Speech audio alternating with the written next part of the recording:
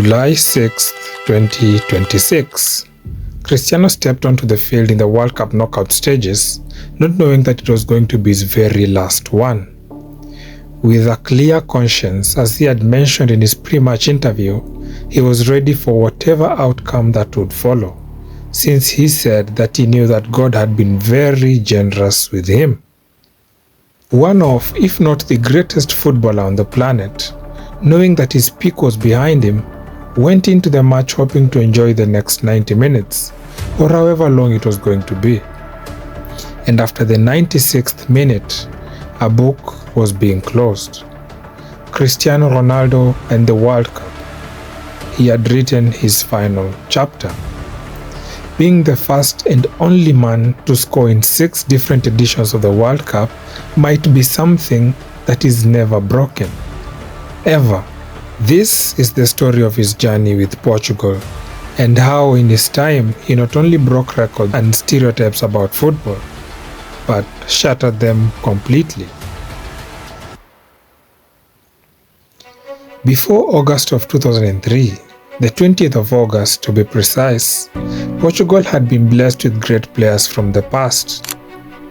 Eusebio, Rui Costa, Deco, Figo, but they had never won anything for their country.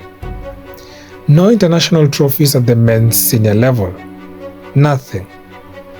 Then on that day, a fleet-footed winger with frosted tips by the name of Cristiano Ronaldo was introduced in a 1-0 victory over Kazakhstan. Nobody in that stadium knew they'd just watched the opening of a 23-year story. Less than a year later, Portugal hosted the Euros, the biggest tournament in their history at the time. They had assembled their best squad in decades: Figo, Deco, Ricardo Carvalho, Pauleta, Maniche, Coutinho. Cristiano was simply a nice addition to an already functional squad, brimming with quality in every area of the pitch. Nothing short of excellence was expected by the home crowd. The dream was simple: bring Portugal its first major trophy.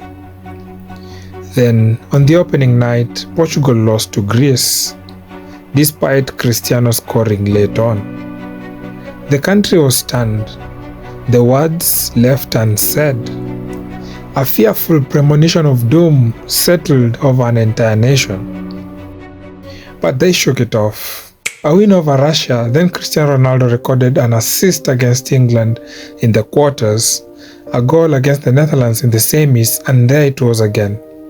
Greece, somehow having risen over the rubble, knocking out France, somehow meeting Czech Republic in their own semi. They were there, looking Portugal right in the face again. Portugal were confident that they had learned from what had happened in match day 1, that they would make it stick this time. However, in the 57th minute, they couldn't. Angelos Christeas headed in a corner kick, and Greece went on to win the match, playing one of the most defensive matches ever staged in a European final. Heartbreak, right at the very start of his Portugal career. 2 years later, he was suiting up for his first World Cup ever in Germany. After a perfect start in the group, Cristiano opened his World Cup account with a goal against Iran. Then came the incident, his then Manchester United teammate Wayne Rooney being sent off in the quarterfinal against England, with the decision heavily influenced by Cristiano, only for him to wink at the Portugal bench with the cameras catching it. That single wink made him public enemy number 1 in English football for an entire summer. He then stepped up and scored the decisive penalty in the shootout after the match had ended goalless through 120 minutes. And in the next round, a 1-0 defeat to France ended his tournament. Another attempt at history stalled. The Euro 2008 and the 2010 World Cup came and went with early exits, but the dream stayed alive. He'd been made captain 2 years earlier, and by Euro 2012, Portugal finally showed real dominance, pushing the eventual reigning champions Spain all the way to a semi-final shootout before bowing out. Close, always close, but never quite there.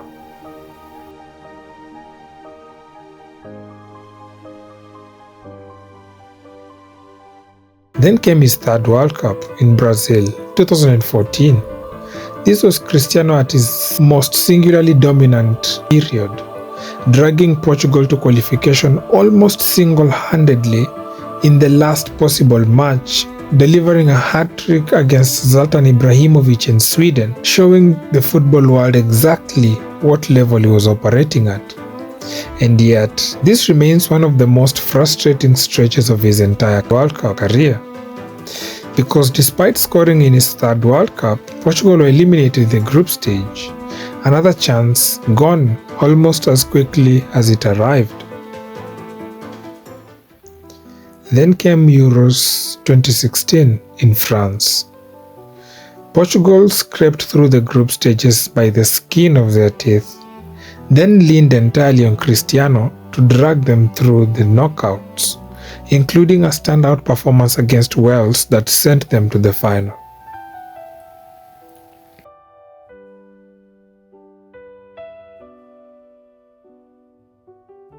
Against France, in Paris, the stakes could not have been higher.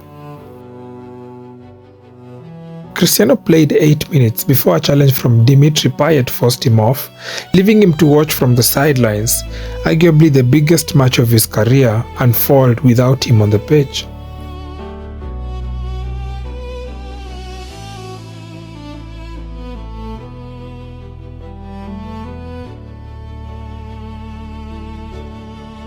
But this day was written in destiny. With Cristiano managing the rest of the match on the touchline, he helped Portugal win it deep into the second half of extra time. This was the biggest step in Portuguese football history, and he barely played a single half of it.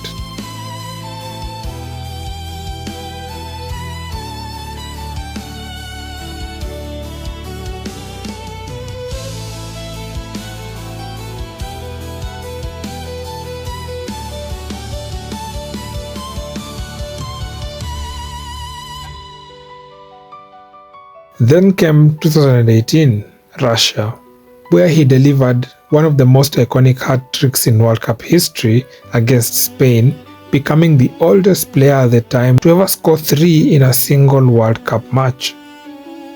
Portugal were eliminated in the round of 16 by a clinical Uruguay side. The World Cup dream again evaded him. But 2019 offered something new. The inaugural UEFA Nations League. Cristiano made his first appearance in the competition and put an absolute clinical performance. A sensational hat-trick against Switzerland, including an 88th match winner and a 90th minute insurance goal, sending Portugal straight into the final, where they met the Netherlands and secured the trophy number 2, with Gonzalo Guedes scoring the winning goal. Euro 2020, played in 2021, gave Cristiano his first individual golden boot at a major tournament, scoring 5 goals in 4 matches, including a brace against Hungary and a brace against France. He became the all-time leading goal scorer in the European Championship history that summer. And almost nobody remembers it because Portugal lost by a goal to nil to Belgium in the round of 16, and the trophy defense ended before Cristiano ever got the chance to add to his medal collection. Individual brilliance but collective heartbreak, a pattern that had by now become painfully familiar. Qatar 2022, this was supposed to be it. The last real shot, a player nearly exiting the peak of his powers. Instead, it became one of the most difficult stretches of his entire Portugal career. You remember his stint between 2008 and 2012? This became somehow worse. Benched by coach Fernando Santos after a public disagreement over substitution against South Korea, Cristiano watched from the sidelines as replacement Gonzalo Ramos scored a hat-trick in a 6-1 demolition of Switzerland in the round of 16. He stayed on the bench for the quarter-final against Morocco too, being brought in the second half but unable to change the story. Morocco won by a goal to nil, becoming the first African nation to ever reach a World Cup semi-final, and Cristiano Ronaldo walked off the pitch in tears, believing, like most of the football world, that his World Cup story had just ended for good.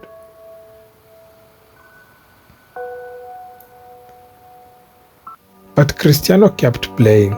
He kept scoring for Al Nassr, kept showing up for Portugal, and in June 2025 in Munich, he got a third international trophy. A rematch against Spain in the Nations League final, this time sharing the pitch with a teenage sensation named Lamine Yamal. Cristiano scored anyway, his 138th international goal, a looping volley to level the match at 2-2 before a muscle strain took him off in the 88th minute. Ruben Neves buried the winning penalty in the shootout, and Cristiano ran onto the pitch with the same hunger at 40 years old. It hit exactly the same as the first time. Which brings us back to 2026. After a draw against the Democratic Republic of Congo in the opening match of the campaign, Cristiano went ahead to score 2 goals in a 5-0 thrashing of Uzbekistan in the very next match. Then came a goalless draw against Colombia.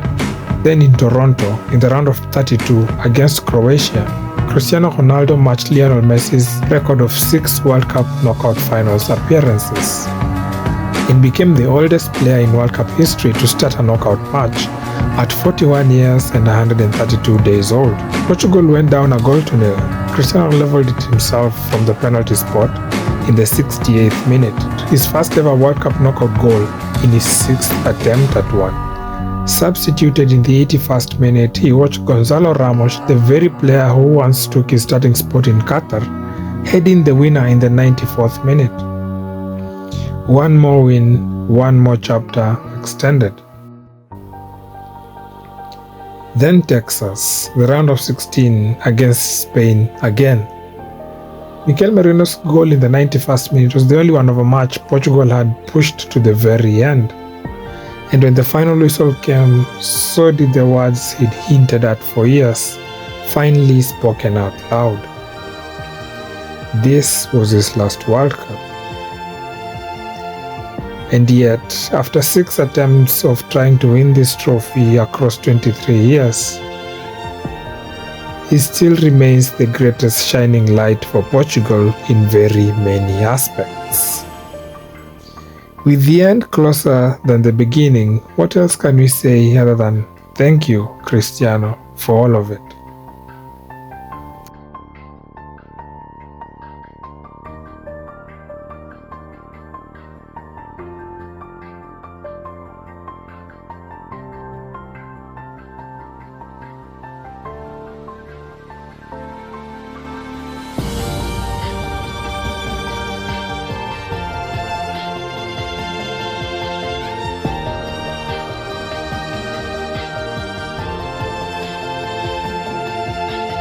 Bueno, fue un partido muy equilibrado, podía dar para cualquier uno, en mi opinión.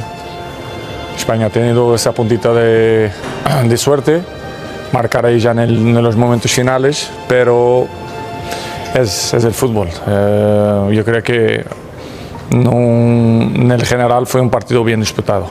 Bueno, normal, triste por salir así del Mundial, pero como ha dicho ayer en la conferencia de prensa, ha dado todo, pues ha dado mi mejor y salgo de conciencia tranquila. No, este es el fútbol, esta es la vida de un futbolista, a veces se gana, a veces se pierde y hay que seguir.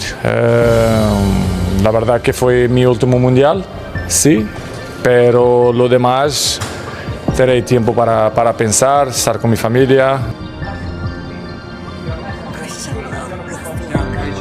The show must go on. The show must go on. I spoke everything. The show must go on.